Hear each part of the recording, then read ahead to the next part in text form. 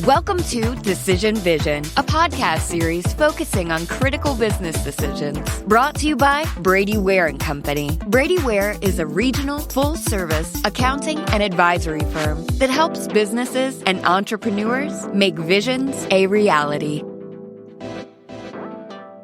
Welcome to Decision Vision, a podcast giving you, the listener, clear vision to make great decisions.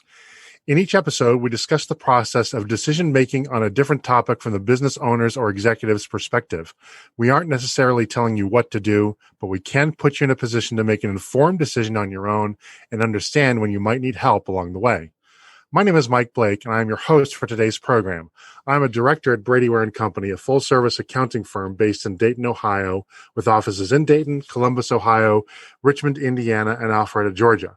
Brady Ware is sponsoring this podcast, which is being recorded in Atlanta per social distancing protocols.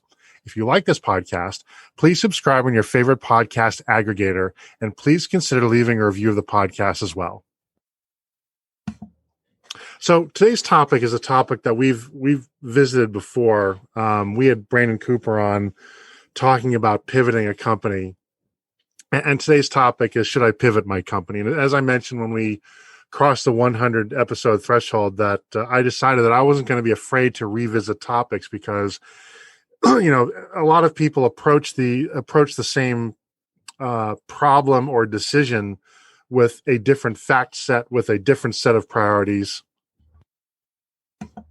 and with a frankly a different set of circumstances, and therefore I've decided, and the listenership seems to agree, given the rise of numbers we've had, that it's okay to kind of revisit a problem again and again. We're not going to make this the Pivot Our Company podcast where it's all pivots all the time, but nevertheless, I do want to come back and revisit these conversations. And of course, we have this thing called coronavirus, which as of March 25th, when we are recording this podcast, it looks like we are at least in a position where we're seeing our light at the end of the tunnel. We're not there. We're not post-pandemic. I call it trans-pandemic, but we're certainly getting there. And as many of us know, COVID has presented us with decisions we would not have ever imagined we would have needed to make. And probably if we did make them, we had to make them in a way that would have been different in a pre-pandemic environment. And Brandon's conversation was more about, or was about, a circumstance where a pivot was required in a pre-pandemic scenario. But our guest today is going to come in and talk to us about the decision to pivot a company during the pandemic as a result of the pandemic. And I think a lot of companies can recognize this. And even though we are emerging from the pandemic at this point, it's still going to be instructive because we don't know when that next external shock is going to happen. We don't know when the next pandemic is going to happen. I mean, frankly, if we're honest about it, we don't necessarily know that we have COVID licked. I mean, I think right now we have the upper hand, but there are mutations out there. We just don't know. So I do believe that this is going to be somewhat of an evergreen topic for good or ill. And helping us with this is my longtime friend, Helene Lollis, who is the Chief Executive Officer of Pathbuilders, an organization focused on moving women forward and increasing gender diversity in leadership. Extremely active in the community, Helene is a past chair and on the executive board of Junior Achievement of Georgia. She's been doing that forever, I know, and is a trustee of the Woodruff Arts Center, where she is a chair of its Women's Giving Circle. She serves on a bunch of other boards too. It'd take half the program to list all of them. Just take my word for it. She does a lot of stuff. Helene was also recognized as one of Atlanta's most admired CEOs by the Atlanta Business Chronicle in 2020. She received the Gold Leadership Award from the Junior Achievement USA Board of Directors for her service to junior achievement. And she was inducted into the YWCA Academy of Women Achievers and was recognized as the guiding star by Emory's Executive Women of Goizueta, which is their school of business. She was trained as an engineer, which I did not know, and I'm embarrassed that I did not know this. I never asked. But she was trained as an engineer and received her bachelor's and master's degree in chemical engineering from North Carolina State and Purdue universities, and spent 12 years with Amoco and BP corporations in plastics process design, product development, marketing, strategic planning, and company mergers and acquisitions. For 25 years, Pathbuilders has focused on advancing top-tier talent through high-impact mentoring, professional development, and consulting with senior executives to create cultures where women thrive. Boy, do we need that today. And Helene guides strategic decision and program development, consults with key clients, and represents Pathbuilders in the community. Helene Lollis, welcome to the program. Welcome. I wish I sent you a shorter bio. No, I'm glad that we got that out there. The cool thing is, I've had a lot of friends on whom I've known for some time, and it's uncanny how many things I learn about them when I actually have to go and do the homework and learn about the bio.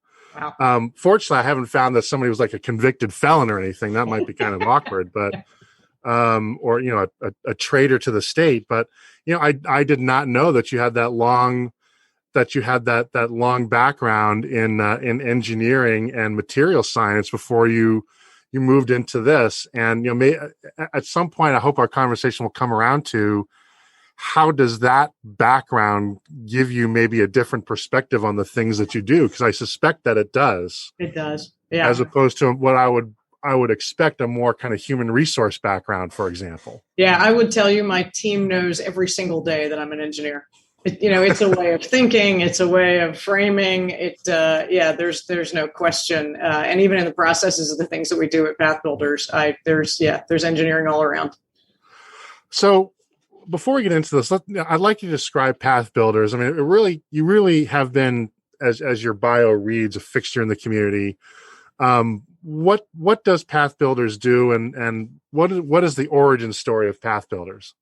Yeah, so our focus is helping companies to move women forward and to elevate their best talent every single day. And we're probably best known for large-scale mentoring programs where we match women with mentors and peers and take them through experiential learning to really equip them to be better able to move into leadership roles inside their organizations. But the company was actually an Anderson incubator business back in the 90s. I was a mentee actually in one of the programs. So I was working for Amoco at the time. They placed me in the program as a mentee. The gentleman with whom I was matched as my mentor is still my mentor. I talked with him on Saturday.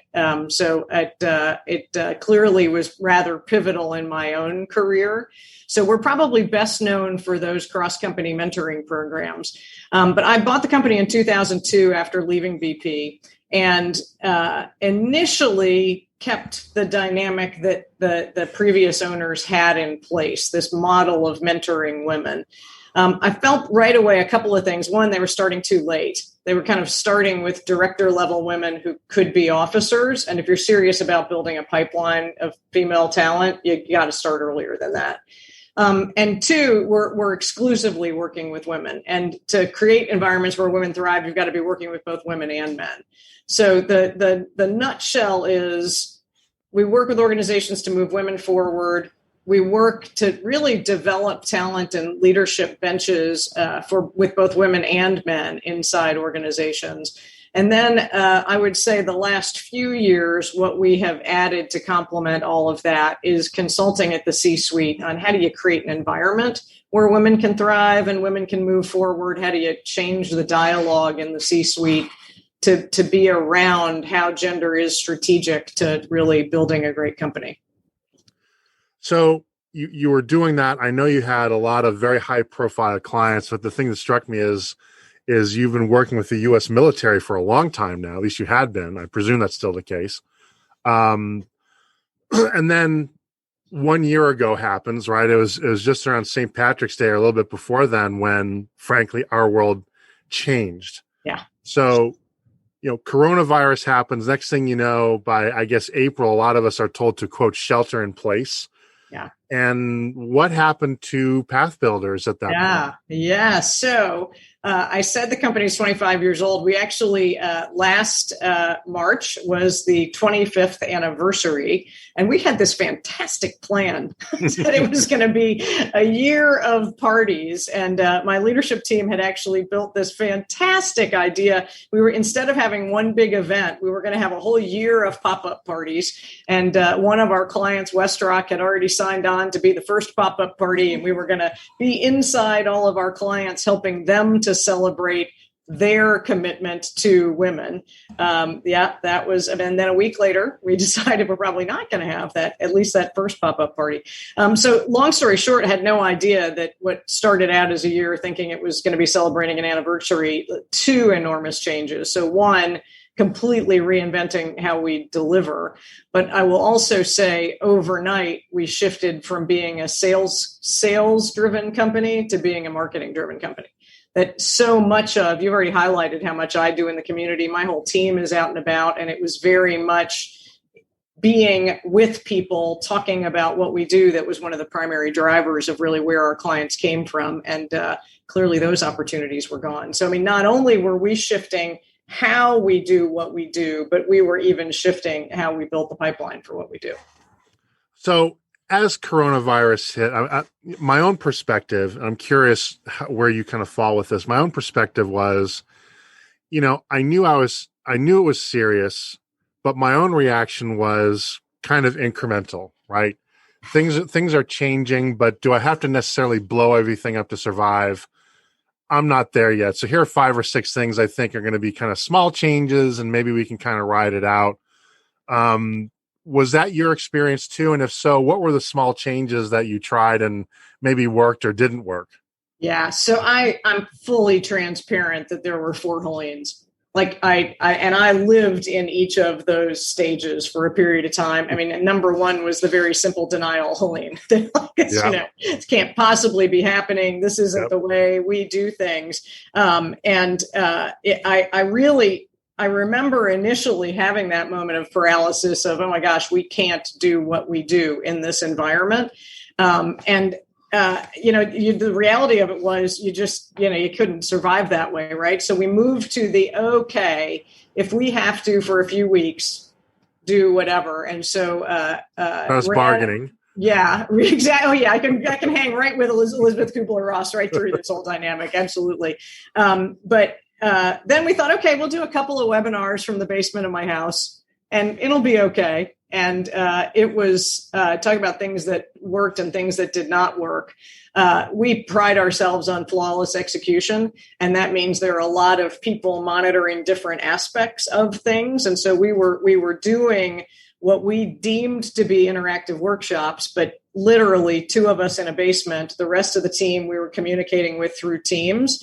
And so here I'm trying to deliver a workshop while communicating with my team on Teams, while silently communicating with my bless his heart husband, trying to manage the technology. And I will tell you, the morning of a huge program launch, I will never forget when the people across the street from us had one of those chipper trucks drive up in front of their house. Oh, no. My husband and I are literally like putting together our cash. Like, how much money could we come up with $100 to make these people go away? We can't have a chipper running. Wow, what a story! So, I mean, recognizing those moments where, unbelievably, they finished before, so we didn't have to pay them. But then we had a client who just said, you know what, we've been waiting, and we don't want to wait anymore. We're ready to go. And it was a client where we were working with developing all of their newly promoted managers and directors, and we had designed it as opportunities where they would be convening in one of their offices. So either in Chicago or Atlanta or New York. And it was as much about developing managers and directors to be great leaders as it was about them building a leadership team. So there was a tremendous, the way we had designed the program was about being in person together. Yep. And relationship building. And so we just kept postponing. We kept saying, well, we'll wait till we can do that. And they came back and said, you know what, we're ready to go. We figure it out. make it happen. And so we said, okay, will you give us the space to completely redesign the program? Because if we're not going to have, we can't just pick it up and pretend it's the same online.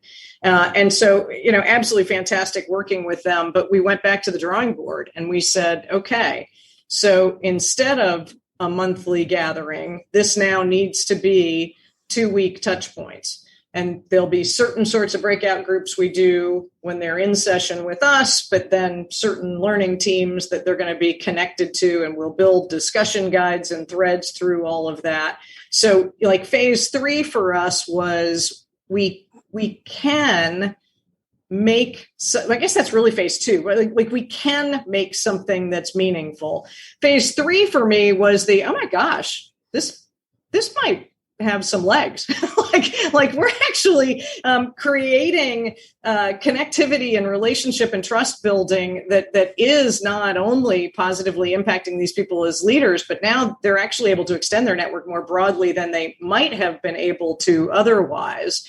And then finally, stage 4 for me was, this is probably something we should have done a long time ago. In the fall, we launched a program completely designed, a cross-company program completely designed to be in the online world. And first time coming out of the blocks, our amazing clients trusted us so much. We had women from 11 states the first time we set it up to go forward. And, now it's such an interesting time to be having this conversation, because now we're really trying to figure out who are we going to be after when we're no longer trans-pandemic, as you said, but when we are perhaps actually post. So I'm going to go off script here, because what you said and the way that you said it brings something that I think is a really important, I hope an important observation. And that is that in all those sort of stages of grief, the one that I don't think that you had, or at least if you did, it lasted for probably about 18 seconds, was the depression part, right? I think it sounds to me, and knowing you as well as I think that I do, I think that this is right, is that you quickly recognize that just sort of things had to change, and you can be frustrated with it all you want, but at some point you got to solve the problem. Yeah. And, I think some of that is just a bent to, the eternally optimistic entrepreneur, right? Yep. But I'd be a liar. Elizabeth Kubler-Ross would tell you don't get to skip stages. So clearly I had to be there, right? Yep. And maybe it was a short visit point, but there were certainly moments right before going live with big offerings where that inner voice does this can't be happening to us. Yeah. Right. Yeah. But I will tell you again, unbelievably loyal clients. Suddenly the feedback we were getting from our, after we got out of the basement, basement, the feedback wasn't too great, to be completely honest, but we were back in the office and starting to build out a Zoom studio, in April and May. And, I will say, largely because we had not done a lot of this, it was a brand new world for us. So we weren't tied to any mindset of what online delivery was going to look like. And so I think that the creativity, and I can't say enough positive things about the team around me, but the creativity we had and the way we were redesigning to create experiential learning, we started getting such great feedback so fast that it pulled us through that curve pretty quickly. So I'm curious. I think a lot of us have had to, on some level, become amateur video and audio engineers, right? Like it or not. Otherwise, you just can't communicate, right? And as much as sort of Zoom and other platforms are interesting, one, they don't all work the same. Yeah. Right. And number two, they are not the realization of AT&T's video phone. You don't just simply pick up the handset and you're talking to somebody on video. Yeah. What was it like? How were you energized about the opportunity to pick up an entirely different skill set? Was your team energized about that? Were they scared? Were they frustrated? Was it a cocktail of all three? What was that like? Yeah, I don't know that any of us took the time to contemplate it as a wonderful learning opportunity. Okay. I don't know that one existed. Okay. I will tell you what the team says to me. The team says to me there was just never a moment at which we weren't, and I guess they mean me, at which I wasn't just saying we are going to do this. Like it just, we must, we will, the mission's too important. We've got to continue doing what we're doing. I will say though, you are absolutely right in terms of this team of people who were expert at making something happen in a big ballroom, suddenly becoming producers and on-screen personalities and learning so fast that, quite frankly, we were doing it before we even understood what we were doing because necessity drove us to do that. So I don't know. I mean, I think now in retrospect, it's easy to look back and think, oh my gosh, what a fantastic learning year it was. In the moment, you just kind of feel like you're living in the hell of, okay, I don't know. And I can remember any number of times where we would be getting ready to go live with a couple hundred people from all over the country coming on. And we would all just kind of look each other in the eye and say, here we go. Let's, I lost you. Yeah, we're going to push this button and hopefully it works, right? Okay. Yeah. Cross your fingers. So I want to be clear. So, comparing kind of pre-COVID Pathbuilders to post-COVID Pathbuilders, what are the big differences? Or if you had to describe the before and describe the after, what do those look like? Yeah. So the bulk of our work was, I literally, we have rented a tremendous amount of ballroom space in the Atlanta area, and we have traveled to our clients. So while we don't have offices in other locations, we've always gone wherever clients are. And so, spent, if I go back even just the year before pandemic, spent a lot of time in New York, had clients in Texas and California and Chicago and wherever clients needed us to be, but live. And we pride ourselves on part of the development experience is rich interactive peer exchange. So what it looked like was somebody facilitating a workshop, tabletop exercises, super thoughtful seating arrangements that propagated networking, teaching people how to have dialogue and conversation. But I will also say that much of our work is surrounding creating powerful mentoring partnerships. And so we always met every single individual with whom we were working individually for what we used to call an hour-long behind closed door interview. And so, Mike, I was skeptical if even the interview piece would be able to have the same integrity to it to really understand what was making people tick and what their opportunities were and what their challenges were. But the part, if I had to come down to one element that gave me the greatest pain, what we go through when we first introduce a mentee to a mentor, we have to be really focused on the fact that we don't want people to have preconceived notions because we're creating mentoring partnerships that would never happen on their own.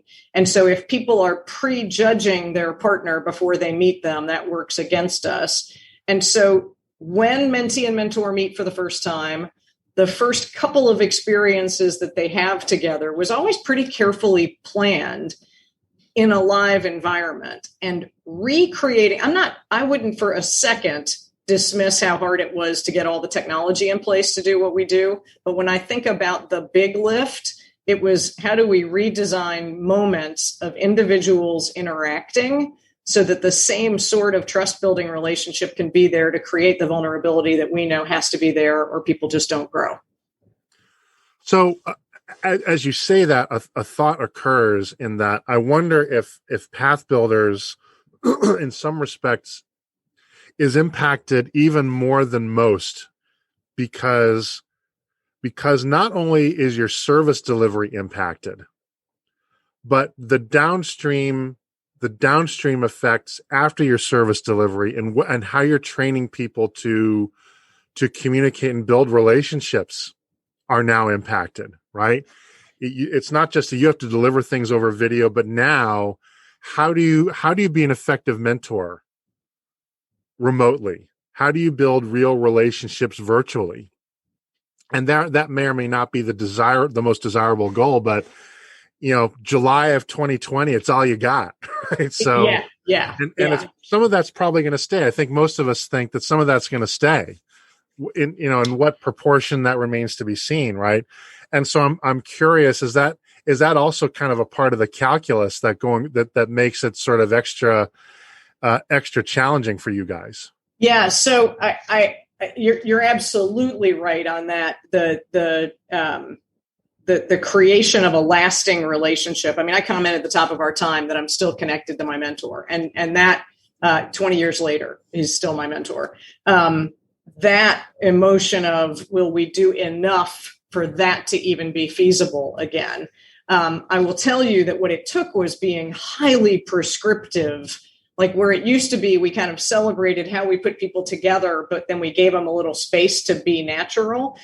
We couldn't afford that anymore, because now it's the silence of before a conversation and after a conversation, which we all know creates a degree of awkwardness. And so, I mean, thinking about how we were using music and what were the first questions they would ask each other. I mean, all of that was so highly scripted to bring them to a point where we knew that they would go forward. But now, in answer to the question that you closed with there, Mike, the thing that has us so getting out of bed in the morning right now is the more senior people we work with, we're always going to be at a level where their companies would pay to put them on an airplane to go someplace. Yep. When I think of the work we're doing with manager level individuals who now have an ability to build a national network, that was never going to happen without this. We launched a program in 3 weeks that it's one of our programs for women, new managers. It's got women from 15 states and Canada. And the thought that those individuals on a monthly basis are building close, trusting, personal relationships with women from all across the country, that was never going to happen for them at the manager level before. So it absolutely informs where do we go from here. That's fascinating. That went in a direction I did not anticipate, but you're right. I mean, what to me, what you're really talking about is that it enables you to scale your impact in a way that just simply would not have been possible in person, right? The benefit of digital, at the end of the day, is scale. Yeah. Yeah. And I will tell you, I'm in a CEO peer group. We just at end of first quarter did our go around the room and all tell each other what we do well and what we suck at, because we're peers and that's what we do for each other. Yep. And to a person, my whole group said, it's fantastic watching how you pivoted. Hate that it took a pandemic to make it happen. It's that classic necessity being the mother of invention, right? Yeah, but it also created the conditions too, because before in the start of this thing, many of us are resistant. We're really resisted Zoom. We talked about Zoom fatigue, and I got to do Zoom calls, and I can't speak for other people, but for myself, I've gotten used to Zoom now. I've gotten used to seeing my mug on camera and become more comfortable with it. It's not nearly as emotionally and mentally draining as it once was. Yeah. The pandemic also created the conditions, I think, for a market that was receptive to this kind of delivery. Agreed. Yeah. I will tell you, though, you asked earlier around learnings and things that we extracted from things that were challenging. One of the things we never saw coming was we need to be brokering very different conversations with our clients about the expectations that they're putting on their people. And so what I mean by that is, like, we just assumed, if we have an event, people show up and they listen. And the downside of what you just said with that comfort is I have watched far too many people start to move into a mode of audit that, quite frankly, the work that we do, where we're focused on experiential learning, doesn't play well in audit mode. And quite frankly, it causes us to be very provocative with participants in our programs about if you're auditing today, or how much of your career are you auditing? And, it literally recognizing now that when we go inside a client, we're having to have conversations with the client around, we need you saying to your folks, this is a cameras on experience. This is a get into breakout groups and have dialogue. Because one of the things we have learned looking over the past 12 months is you having your camera off in a breakout room doesn't only negatively impact you from the lack of exposure, it's impacting the other people in the room. And I'll tell you the quote one of the women shared with us was, I go into a breakout room and somebody's got their camera off and it's like there's this big black creepy box sitting there. And I wonder if the big black creepy box is listening to me or if it's going to speak. And I think we've got to be really clear about, and especially as we start to move into hybrid mode now, we're talking a lot with our clients around what are the norms that you're putting in place so that folks don't live in audit mode. Yeah, that's interesting. And the one thing that I think in person, the technology has not yet fixed in person, and maybe virtual reality will be the thing that crosses it. But frankly, is just knowing that the people in the room are paying attention. Yeah. Right. The downside to virtual is that it's too easy to pretend that you're paying attention when you're not. Yeah. And yeah, I can imagine that. In particular, if a leader looks like they're quote in audit mode, right? What a disastrous message that sends to the rest of the group. Yeah. Right. Well, and as somebody who's been accustomed to working with large groups in ballrooms, I always had the ability to walk over to a table and stand near someone and make them uncomfortable. Yeah. I don't have that ability any longer. And, when you're in the space of developing people have to want to be a part of that. But I'm also going to be super frank. One of our biggest challenges is there's a lot of really lousy online stuff out there.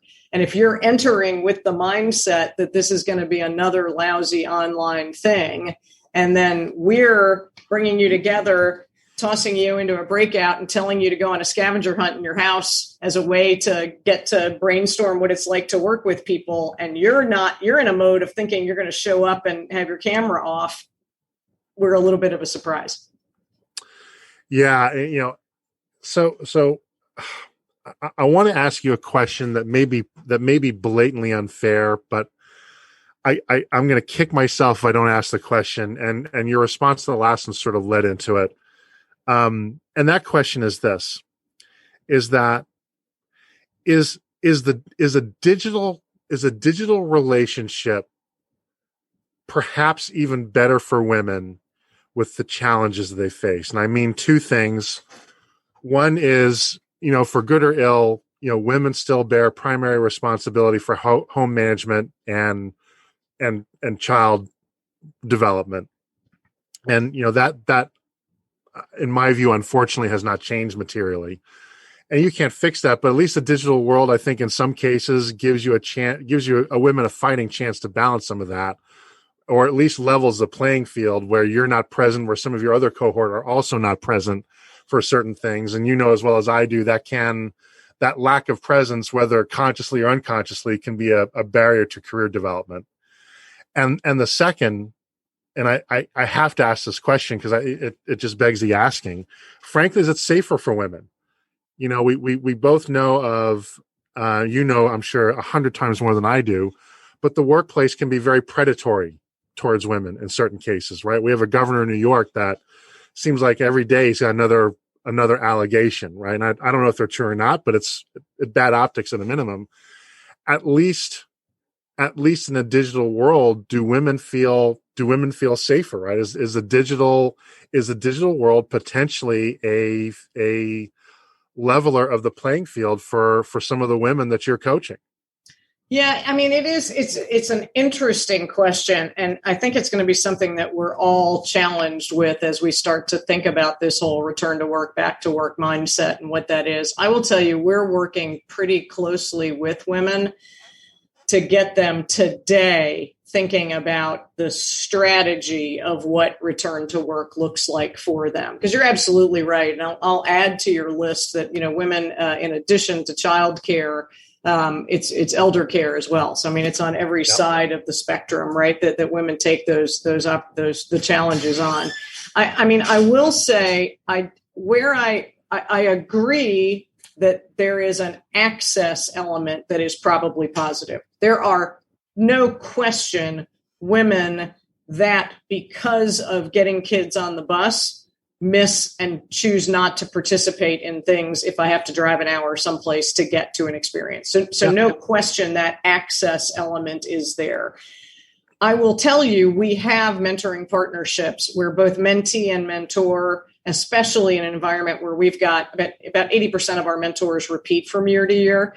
Mentors are telling us that in some cases, they actually feel like they're getting to a degree of depth faster than they did when there was a lot of, we're eating breakfast or lunch and we end up talking about a lot of random things. There is, and part of that is the online world. Part of that is what you just said, that the comfort we're all building with Zoom.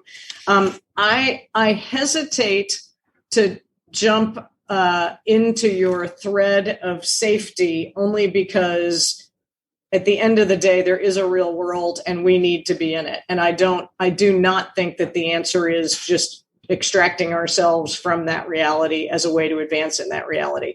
And I feel that we absolutely have to be really strategically thinking. I mean, Wall Street Journal had a whole section last week around this whole idea of what return to work is going to look like, what hybrid is going to look like. And one of the huge challenges managers are facing right now is figuring out, how do I make sure that I'm continuing to create exposure opportunities for individuals to have informal conversations? This world is particularly challenged in creating informality. So I totally see why the depth of a mentoring conversation actually might be there online.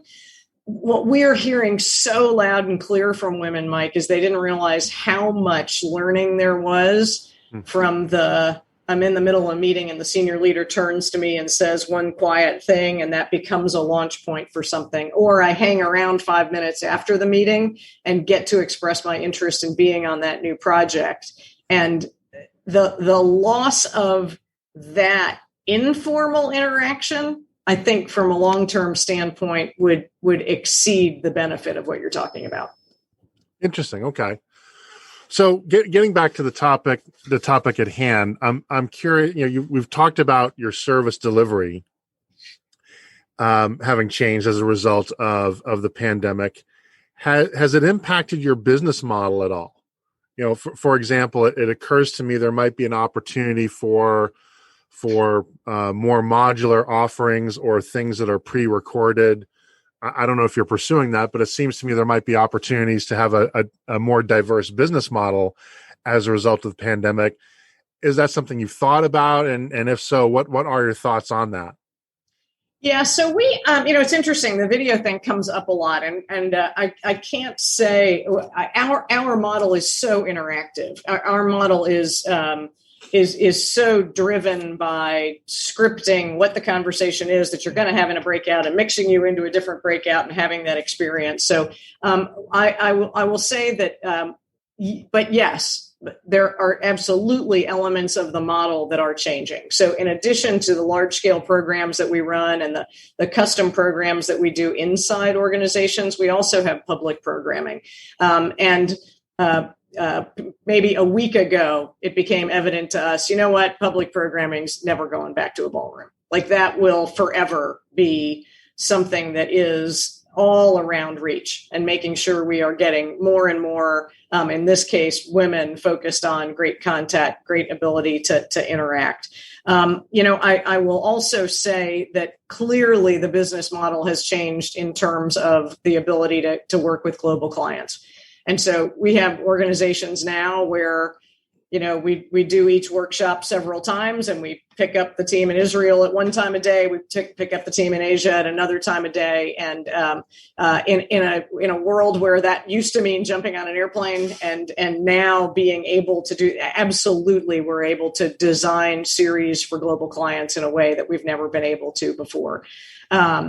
I will also just say that as we look at this world of not only the program execution, but the consulting, we work with C-suite leaders to really help increase their awareness around gender diversity, change their dialogue around diversity, get them to think about their talent plans. And one of the biggest hurdles that has typically been in place for us to have a great session with a C-suite is their ability to be in the same place at the same time. And so absolutely, that is an added opportunity that now we've got an ability to convene those individuals and I think be able to have at least more frequent touches. It would be like, okay, they're going to be together this day. Pack it all in. We're going to do a 4-hour session, right. Where now we've got the ability to really thoughtfully think, how do we move an executive team's awareness? Because I can work with them 4 individual hours instead of a 4-hour session. Does that make sense? It does make sense. And then it also for me raises the question then, does it also provide, has the pandemic with digitization or digital transformation, has that led to opportunities maybe for longer term times of engagements too? Because I imagine in your world, you do a workshop, and the way I've understood workshop, not that I'm a workshop guy, but I've understood workshops is, okay, you've had to basically get the unanimous consent of the UN General Assembly to get all the people at the same time. They're going to commit. They're going to be there in the same room, same time for 4 hours go. And if you don't do it in that 4 hours, it all blows up and the planets don't align for 5 years. And on the one hand, I can see the value in the intensity of that. But on the other hand, it seems to me that it opens up now a vista or an opportunity of a different kind of instruction that can be delivered over time, which has some benefits over a one-shot intense kind of workshop. Yeah. So we've never been one-shot intense kind of workshop people. Okay.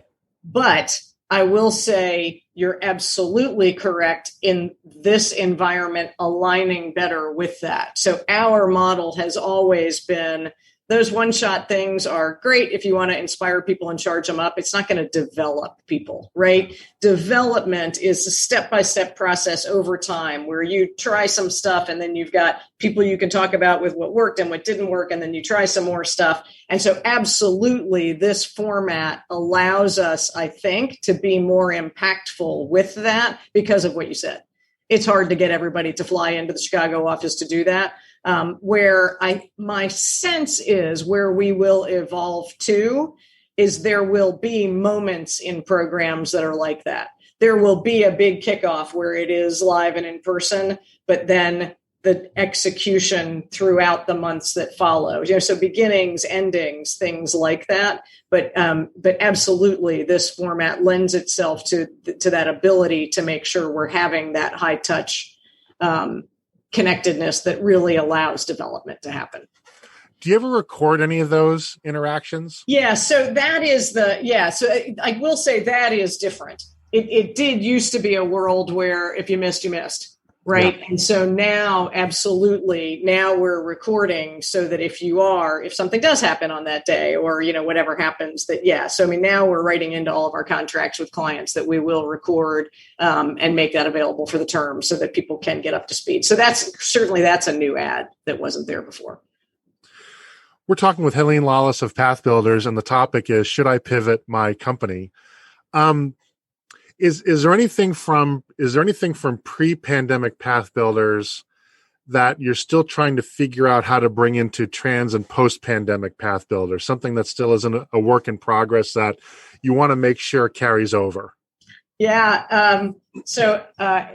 Yes, and it's funny because we just we were holding out and we weren't going to do it, and folks came to us and said you need to do this. So we've identified what we see as the 4 key stages in a woman's career. And so entry-level women learning to manage, women learning to lead leaders, and then executive suite women.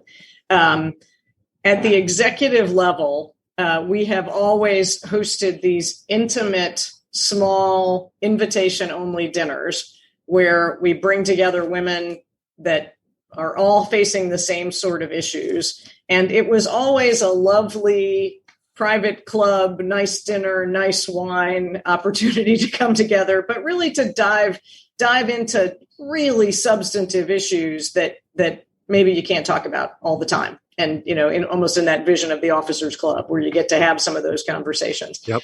And we had just been avoiding it, Mike. We just were like, oh, we can't do an Inspiria dinner. And women came to us and said, what's up? Like we're ready to have one of these. So literally a couple of weeks ago, we moved heaven and earth and worked with this fantastic little wine shop in Atlanta where they created these little special little wine and cheese plates, and we had them tasked rabbited all over the city. And then, oh my gosh, 2 people from Florida signed up, and oh my gosh, somebody who happened to be skiing in Colorado signed up, and somebody in Richmond signed up. And so, suddenly we were working with all of these different little shops sending little bottles of wine and food. There's still something so magical about creating those safe environments where we get to have conversation and there's a social element to it as well. They loved the first one. I'm not so sure my team did. It was a little bit of a lift making all of that happen. Yep. But clearly we've got to be able to come back to do something. And maybe it evolves to where, it travels from city to city. So, as you look back at your transformation, are there any decisions you look back on and said, you know what, if I had to do that over again, I would have done it differently, or sooner or later? Wow, yeah, you'd think I would have been prepared for that question. Maybe the answer is no. Maybe you're happy with everything the way it turned out, and that's fine. I don't know that that is not to make it sound like it was easy. That is not to make it sound like there weren't things that we didn't do particularly well. I'm just not one for regret much. Things that didn't go well, we fixed it the next time. Now, if I think back to those first couple of webinars in our basement, I wouldn't mind erasing that from my memory. I will tell you, the very first that we did out of the basement was a group mentoring program where there are 3 men. So everybody's from different companies, 3 mentees, 1 mentor. And I'm not going to remember, but maybe there were 40 or some odd groups. And I will never forget the first time we hit that button to go into breakout rooms. And I think it took us half an hour to get everyone in breakout groups, which now totally cracks me up since that's now a 30-second activity. Yeah. But yeah, was there stuff we didn't do well? Absolutely. I don't have regret. I think everything we did, we learned from, and we may have changed it, but I just, maybe we needed to screw that up to be able to figure out what it needed to look like going forward. And I hope that doesn't sound too gratuitous. I'm not sure I would actually do it differently. I think if it's true, it's not gratuitous. So, if you think it's true, I'm sure that it is. So that's fair. And look, you said yourself, the first few webinars, that's a learning curve. We've all had to learn how to present in this world. And for me, you do much more presenting than I do because that's what you do for a living. The first few webinars I've done over Zoom where you have to generate all the energy yourself. There's no audience to generate it from. They look like hostage tapes, man. They literally look like I was kidnapped someplace and they just ripped the duct tape off of my mouth. And you've got to free some people out of a German prison somewhere, or I'm not going to get let out, basically. They're that bad. Yeah. I will tell you though, it's caused us to think about, the bookends on a meeting are silent, which is such a different norm, right? One of the things we've focused on a lot is sound and feeling and how there's got to be music on the way in. And one of the things I was most struck by was early in the pandemic, one of our participants said to us, that she missed the energy of the room. And when we did a deep dive on that, what we really recognized was when you're surrounded by other people who care about what you care about, even if you aren't hearing the words of the conversation, the energy of that conversation, when everybody cares about the same thing, opens you up to listen in a way that isn't there when it's silent and you're sitting at your home PC drinking a cup of coffee and then boom, it turns on and somebody's speaking. Like none of that preparedness for embracing insight and knowledge is there. And you're absolutely right. I mean, we've worked really hard to create, how do we create mood and how do we really think about? So, I mean, this is perhaps a silly little thing, but now that we've done it, it's another thing that we think will probably never go back. We now create welcome kits for all of our participants where a box comes and it's a Pathbuilders box and you've got your Pathbuilders pen and your Pathbuilders coaster and your Pathbuilders. Now we're doing ring lights for their laptops. I mean, we need to do something for them to feel that sense of connectedness and togetherness that they might be getting if they were in a ballroom together. But now that I think of some of those elements, that's some of the stuff that just won't go away. You know, it's really interesting. That just gave me an idea I'm going to steal for my own practice. I mean, the move to virtual and digital does provide an opportunity to embrace a different kind of client onboarding, right? And who doesn't love to receive a welcome kit, right? And it can be it could be one of those stress balls or whatever, and maybe a COVID mask or something. I don't know, with their logo on it, or some big ass mug or something like this, right? But and it's those simple things, and even grown-ups like to receive something in the mail that isn't a bill and something that they didn't pay for. That just is never going to go away, right? Yeah, so I may steal that idea. Actually, that's a great client onboarding idea. Helene, you've been very generous with your time, and I want to be respectful of that generosity. But I'll close with the question I always close with, which is, if one of our listeners or some of our listeners have a question that we didn't cover, or they like to go into more depth than we were able to today, can they contact you with questions and about how you pivoted? And if so, what's the best way to do that? Yeah, absolutely. And thank you for asking. So website, pathbuilders.com, I'm sure is the easiest, not to be confused with Pathfinders, because the car makes people think Pathfinders. We're actually Pathbuilders.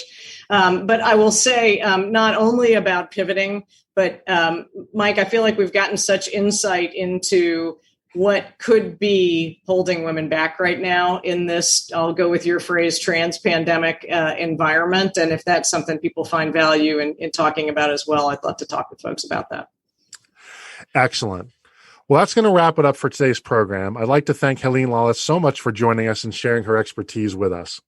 We'll be exploring a new topic each week, so please tune in so that when you're faced with your next business decision, you have clear vision when making it.